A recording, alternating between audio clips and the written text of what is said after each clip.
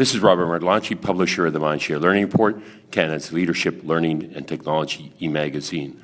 Our September Back to School Across Canada Spotlight features our very own province of Ontario as we focus on connecting to success in today's classroom. I'm honored to have join me this morning for a MindShare Learning Moment, John Baker, President and CEO of Desire2Learn. John Baker founded Desire2Learn in 1999 at the age of 22, while still a systems design engineering student at the University of Waterloo.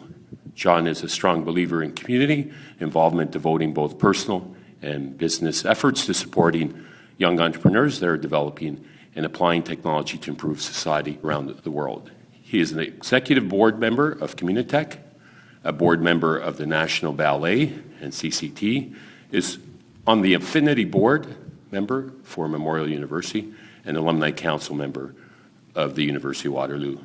John has won a top 40 under 40 for Waterloo Region in 2009 and has been inducted in the Waterloo Region Hall of Fame as an Intrepid Entrepreneur of the Year in 2009, won Young Entrepreneur of the Year for Waterloo Region in 2008, and received the University of Waterloo Young Alumni Achievement Medal in 2010. Good morning, John, and thank you for joining me. Thank you very much, Robert. It's a pleasure to be here. Wow, that's quite a number of accolades you received over a very short time. And congratulations on your continued growth and recognition in the digital learning solution space in Canada and beyond. Your roots are in Waterloo.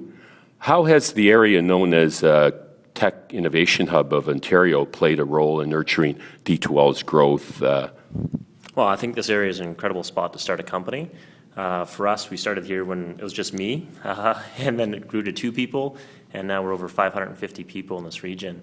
For us, it's a strong community. It's a great spot where you have access to incredible talent coming from the University of Waterloo, Laurier, Conestoga, Guelph, many other different universities in that small area around this community. And then you've got this wonderful environment where all the technology companies and other companies in the region, from the arts and cultural areas to everywhere, get together and really try to collaborate to make each other more and more successful.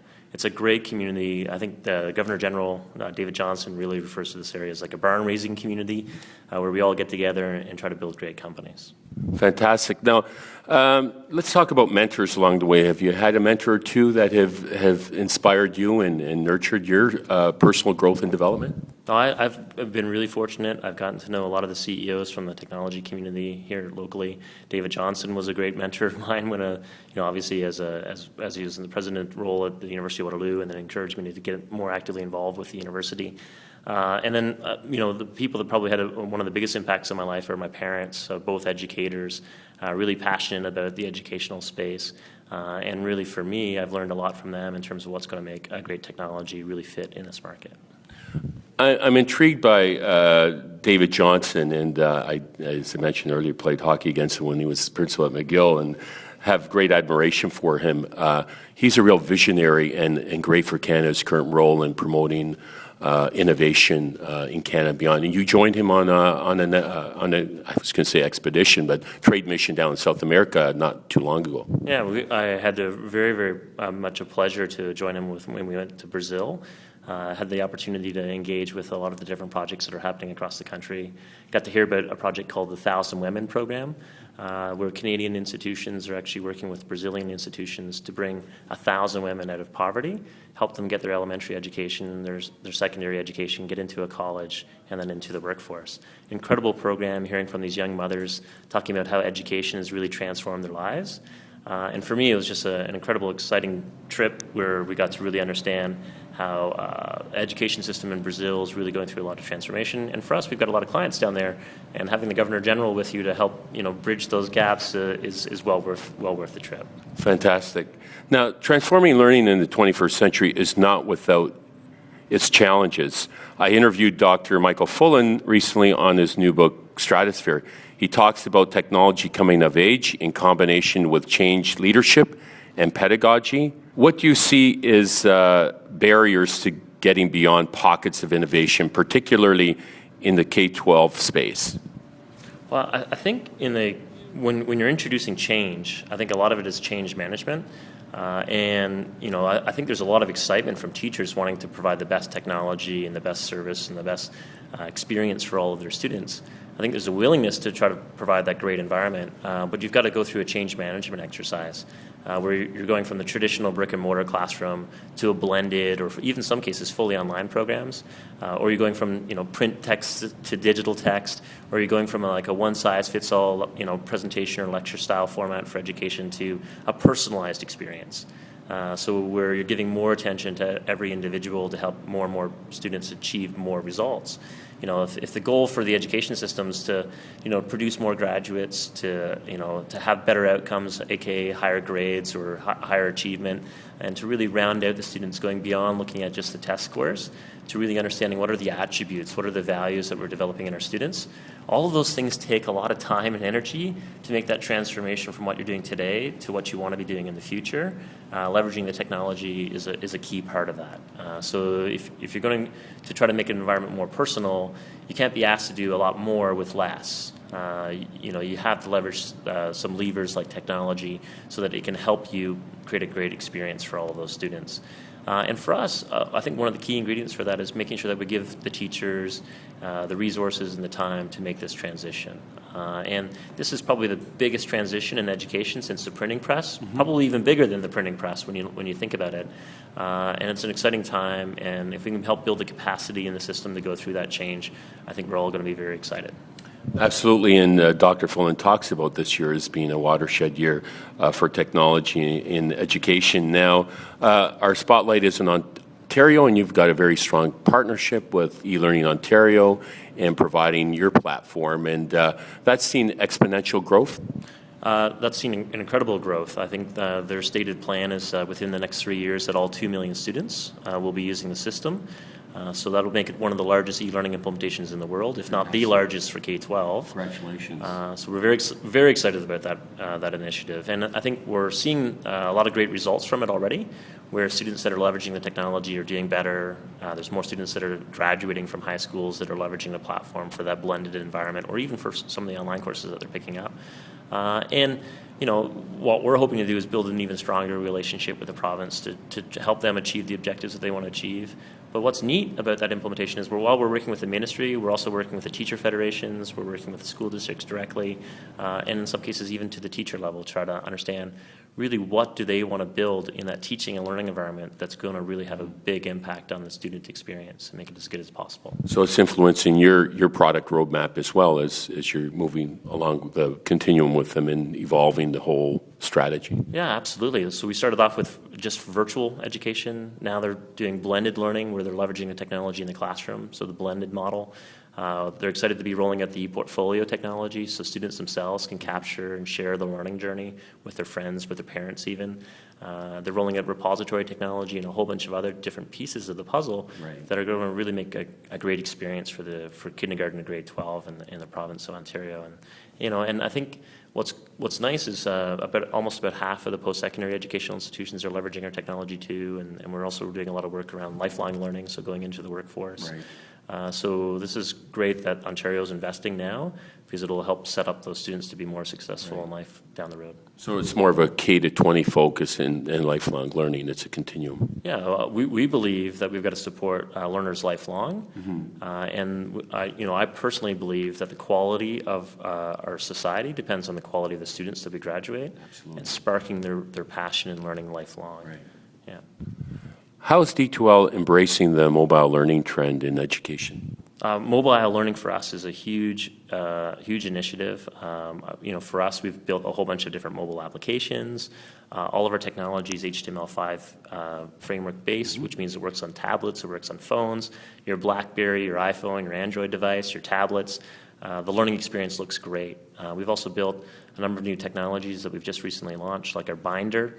Binder is the ability for students to download all of their content onto the mobile device, go offline, highlight things, annotate, draw on top of the documents, perhaps even share those with other classmates so they can get together and study together leveraging this mobile technology. We're really excited about it.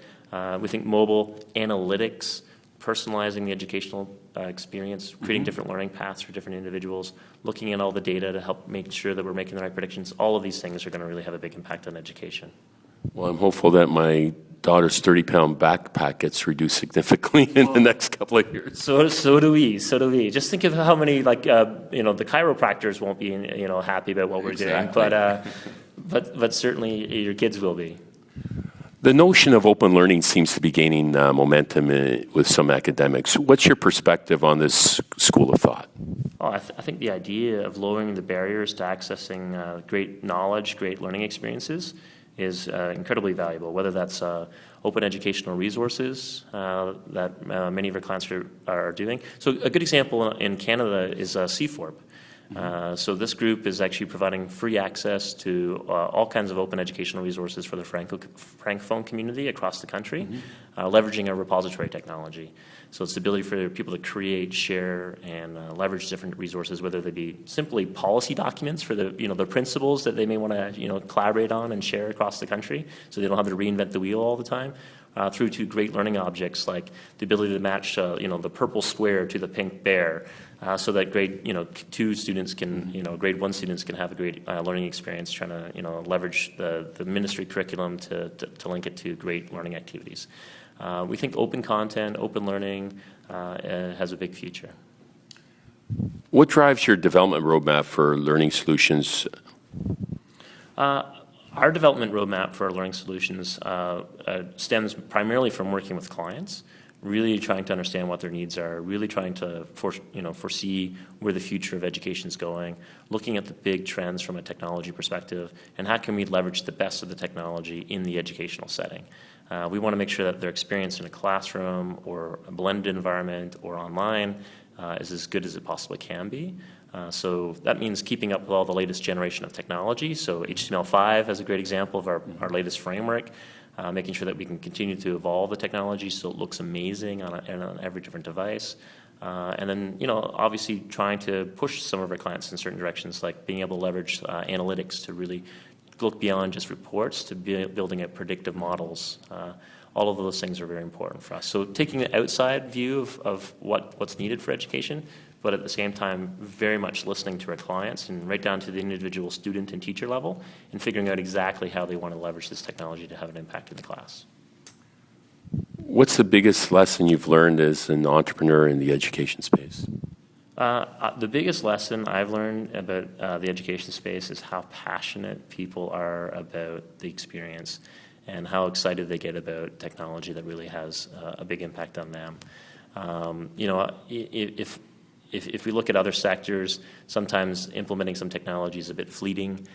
In education, they get really behind things that they really like, and they get behind companies. It's not just about building a product, it's about building an enduring organization that really is going to be here for the long term as a partner versus just trying to sell something. And I think the education sector in particular is one where you're building a trusted relationship, and it's important for us to make sure that we're listening very closely. And, to be frank, it's the ability for us to wake up in the morning and come to work going, the work that I put in today is impacting 10 million students around the world. And maybe tomorrow it'll be 100 million students. And knowing that every little bit of effort goes into that impact is incredibly rewarding. And it's not just about selling an ad or doing some e-commerce work. It's about, truly trying to transform our society through education. Fantastic. Very inspiring. What excites you about the future of learning technology? Take us 5 years down the line. Oh, wow. That's Are we going to see holograms? It's moving so fast. And as you alluded to, the greatest change since the printing press. Publishers are at risk, in transforming. Some are doing a better job than others. Where do you see it down the line? What excites you there? Yeah, I think a lot of people going through a lot of transformation. We work with a lot of publishers. So the world's largest publisher, Oxford University Press, is one of our clients. We're helping them through this transition. Right. They're doing a pilot of 3.5 million users. It's just the different scale, right? I think the big thing for us in terms of looking at the next 5 years is we try to continue to put a lot of energy into R&D, but 40% of our team is focused on the research and development side. So we have cool technology in our space here. We've got a 3D cave, so you can walk in as a student, put on the goggles, and have a look around a 3D environment. Some far out technology, looking at 3D and learning, looking at mobile, looking at analytics, looking at predictive models. But at the end of the day, it really comes back down to how do I help achieve the goals that we're trying to set out to do, which is a better educational experience, better outcomes for those students, improved graduation rates, creating a more personalized experience, creating different learning paths for the different students, and then also trying to create an environment where the students themselves take on more responsibility for their own learning. And being able to pull in other different stakeholders. So a great example would be, Calgary Catholic, Right. Calgary Board of Education, they have parent-teacher nights. Well, the parents already know the grades before they show up, so there's no surprises. Isn't that an interesting notion? I've never had that experience. Right. And to the point now where the students will actually get their mobile phone will buzz when they get a new grade put in the grade book through the mobile apps. So, the idea of being able to bring in the right stakeholders and really have a big impact, I think that's going to be one of the biggest transformations we see in the next 5 years. I truly believe in the next 5 years you're going to see every school throughout North America, hopefully, leveraging this type of technology. You've had exponential growth in the last few years. How do you manage that? Hire great people. So in our case, 3 years ago we were 140 people. 2 years ago we were about 200. At the beginning of this year we were 350 people. Today we're 555 people. Wow. And just in 9 months we've added 200 people. That's incredible. So we're going through a lot of growth, and we're still looking for about 170 people more. So maybe people listening to this might be interested in checking out our website. But the big thing for us is just building a great team, great leadership, and then we put in place management practices so that all the teams are talking to each other, sharing the right insights, so we understand what the demands are on the different groups, and making sure that we understand what we can do, and making sure that we can live up to the promises we're making people. And creating that culture. Oh, it's an incredible culture. You walk around here, you feel the energy. People are excited. You're going to find a lot of people passionate about what they do, and this is more than just a job. This is about building a company that really has an impact on the way the world learns. Fantastic. And in closing, what advice do you offer young entrepreneurs looking to establish a startup in the technology space, and EdTech is an example? Well, other than come to Waterloo, which is like one of the best spots to start and grow a company, I think there's a startup a business day. That's incredible. Being created here in Waterloo. It's an incredible environment. You've just got to come and visit to see it. But no, I think the key advice that I would give a young entrepreneur, and I was one of these way back when I was in university, this is when I started the company here, was find something you're really passionate about, something that you really, really care deeply about, something that you think you can have an impact on, apply your skills and apply your knowledge and your in my case, engineering abilities, to really go out and tackle some tough problems that society's facing. We as a world need great entrepreneurs that can go out and have a look at the challenges the world's faced with and come up with incredibly creative solutions to solve those challenges. We need people to be passionate, we need people to be energized, and we need people to persist through some of the challenges that they're going to encounter as they try to build these companies.